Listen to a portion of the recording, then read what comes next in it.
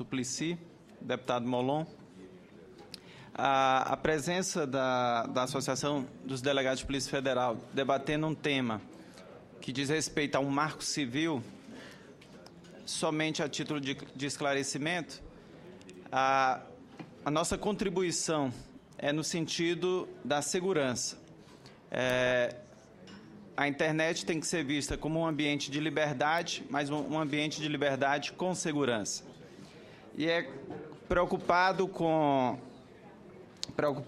esses valores de liberdade e de segurança que a nossa entidade acompanhou de perto todo esse processo e, inclusive, emitindo nota favorável à aprovação, do texto do Marco Civil da Internet, porque entendemos, como foi muito bem exposto aqui, foi um texto extremamente debatido em reuniões, audiências, em plataformas na própria internet. É um texto equilibrado, é um texto que conseguiu conciliar as diversas posições dos diversos atores envolvidos na discussão do tema. Ele não tem posições extremadas, né? Então, nosso reconhecimento ao relator, deputado Alessandro Molon, ao trabalho desenvolvido pelo Ministério da Justiça para encontrar esse equilíbrio no texto. E o que nós podemos registrar de importância nesse texto, senhores senadores, eu tive a oportunidade de ser assessor parlamentar da Polícia Federal aqui no Congresso e, por diversas vezes, nós éramos instados por parlamentares, homens públicos, né, que tiveram sua vida pública, sua privacidade, né, ofendida na internet. E nós, da Polícia Federal, encontrávamos dificuldades de dar a resposta, não só aos senhores parlamentares, mas ao cidadão, às autoridades públicas, essas limitações decorrentes da falta de regramentos, de instrumentos legais. Vou pontuar alguns avanços do Marco Civil da Internet. A determinação para que empresas internacionais que operam no Brasil, tais como Microsoft, Facebook, Yahoo e Google, fiquem obrigadas a cumprir a legislação brasileira e se submeter à jurisdição das autoridades brasileiras, é um grande avanço que o Marco Civil da Internet traz, auxiliando sobremaneira o trabalho da Polícia Federal do Brasil. Determinar que essas empresas internacionais sejam obrigadas a proteger os dados de cidadãos, de autoridades e de empresas brasileiras é outro também ponto extremamente importante deste projeto de lei. Recentemente tivemos o episódio da Agência Nacional de Segurança Americana, né, que revela a necessidade do Brasil adotar esse tipo de regramento para a proteção dos cidadãos, das empresas e autoridades brasileiras, né? Um outro aspecto importante é a obrigação das empresas, sejam elas prestadores de serviços de aplicação, mas as empresas também que provêm acesso à internet, da guarda de dados. E aqui peço realmente a atenção dos senhores senadores para essa questão. Sem essa obrigatoriedade da guarda de dados, praticamente, né, se inviabiliza qualquer atuação da Polícia Federal do Brasil, né? Nós temos que entender que a privacidade ela é uma via de mão dupla, né? Ela não é apenas daqueles que usam a internet, né, mas também daqueles que possam ser vítimas desse ambiente de liberdade da internet. E se exigir, como recentemente se exigiu da Polícia Federal do Brasil, no episódio da NSA, de fazer investigações e não lhes dar os instrumentos e ferramentas mínimas necessárias, é você obrigar a Polícia Federal a fazer investigações de mãos atadas. Então, eu peço a atenção dos senhores senadores para que preservem essa guarda de dados como um instrumento fundamental de proteção inclusive da privacidade daqueles que possam ser vítimas. E aqui nesta casa tramitam vários projetos que estar em sintonia com essa questão da guarda de dados. Tivemos a CPI da pedofilia, né? Temos outros projetos de natureza legislativa, como a nova lei de lavagem de dinheiro, a nova lei de organizações criminosas, que já vem guardar uma certa sintonia com o Marco Civil e precisamos da guarda de dados para ter um sistema completo. Então, lembrando que antes mesmo dessa lei, a Polícia Federal já vinha mantendo alguns acordos de cooperação técnica com provedores, inclusive com prazos até mais extensos de guarda de dados, e a experiência tem demonstrado de que não houve violação a nenhum tipo de garantia e direito constitucional durante a vigência desses acordos de cooperação técnica. A requisição de dados, o acesso a esses dados pelas autoridades policiais, é outro aspecto extremamente importante num mundo marcado pelo dinamismo, pela rapidez. Nós precisamos também ter instrumentos que permitam uma rápida acesso a dados e, é claro, nós não estamos aqui falando de dados submetidos ao sigilo constitucional. Nós estamos falando de dados como identificar o IP, data, local, dados meramente cadastrais, que permitam uma rápida ação das autoridades policiais.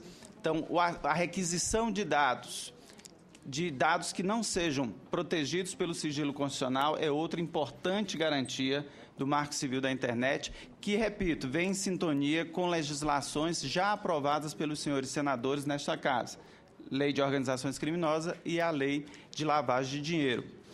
Então, crimes como pornografia infantil, pedofilia e outros mais precisam ter leis já aprovadas em sintonia com o Marco Civil da Internet para que a Polícia Federal possa exercer de forma satisfatória aquela missão que a sociedade brasileira espera dessa instituição. Sabemos que o Marco Civil ele não é, por si só, a solução de todos os problemas. Precisamos avançar em outras leis. Foi falado aqui a legislação de proteção de dados pessoais. De fato, nós precisamos ter uma legislação regulamentando a proteção de dados pessoais. E a Polícia Federal, os delegados de Polícia Federal se ressentem muito disso, porque lhe é negada o acesso a uma série de informações que são importantes para a sua atividade investigativa, sob a alegação de que nós não temos um marco regulatório de proteção dos dados pessoais. E, quando nós nos deparamos, quais são os impedimentos? O que impede o Brasil de ter esse marco regulatório de proteção de dados pessoais?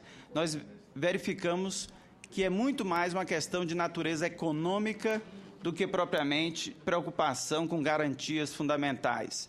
Muito mais, não existe, sob o discurso fácil da preocupação com a privacidade e proteção da privacidade, o que existe de pano de fundo é ativos econômicos. As informações e dados pessoais se transformaram em ativos econômicos que são explorados, vendidos e comercializados por empresas, inclusive estrangeiras, que veem nesses dados pessoais uma oportunidade de lucro. E o que é inaceitável é que os órgãos do Estado, encarregados da proteção do Estado, para ter acesso a dados pessoais, sejam obrigados a comprá-los, né? Isso é surreal.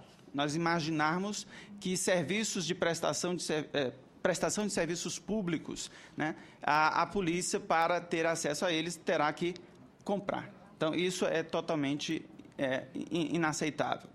E dizer, em nome dos delegados de Polícia Federal, nosso total apoio à aprovação do projeto. Entendemos que ele atende esses dois valores importantíssimos, que é a liberdade com segurança, né?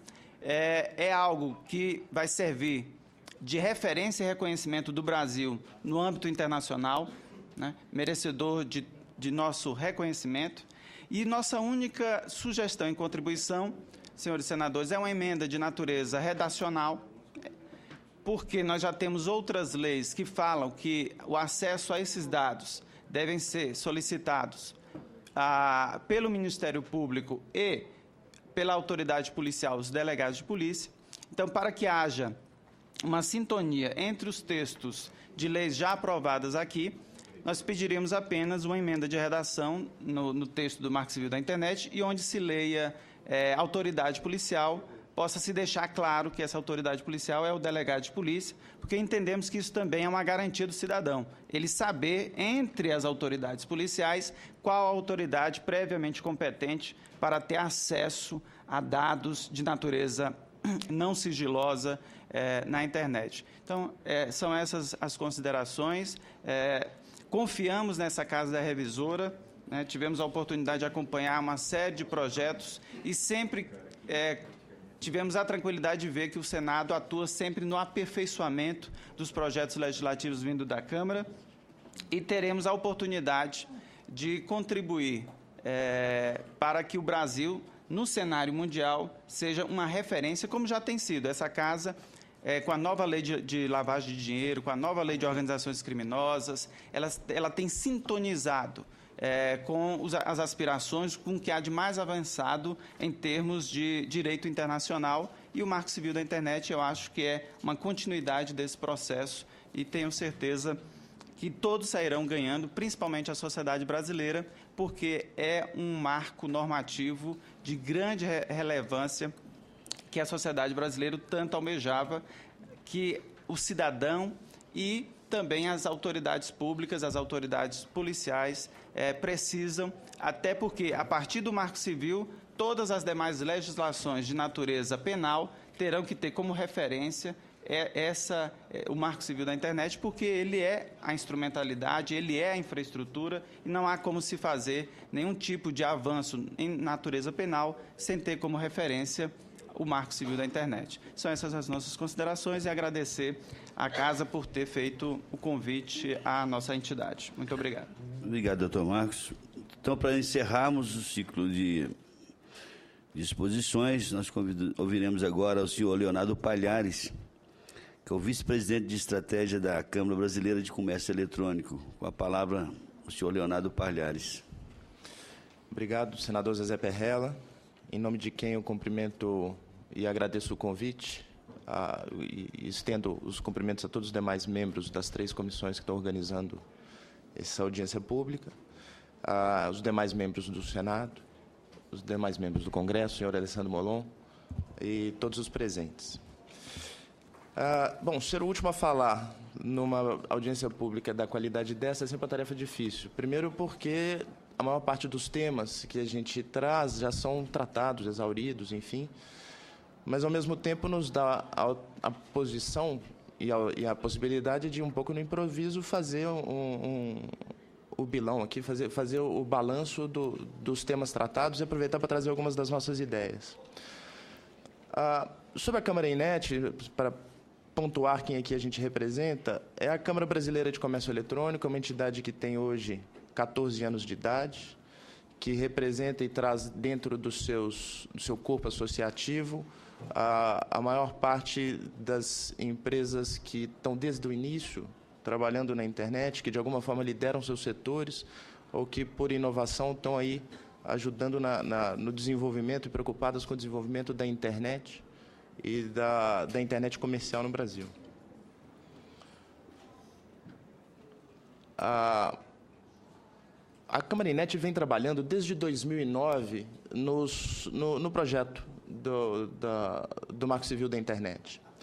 E eu queria começar pontuando, como já foi tratado, muito se fala do Marco Civil hoje, muito vem se falando do Marco Civil desde 2009, mas esse é um ponto que eu fico feliz de ver como os demais participantes que me precederam trabalharam o mesmo ponto, mas eu acho que quanto mais se fala a respeito, melhor se guarda.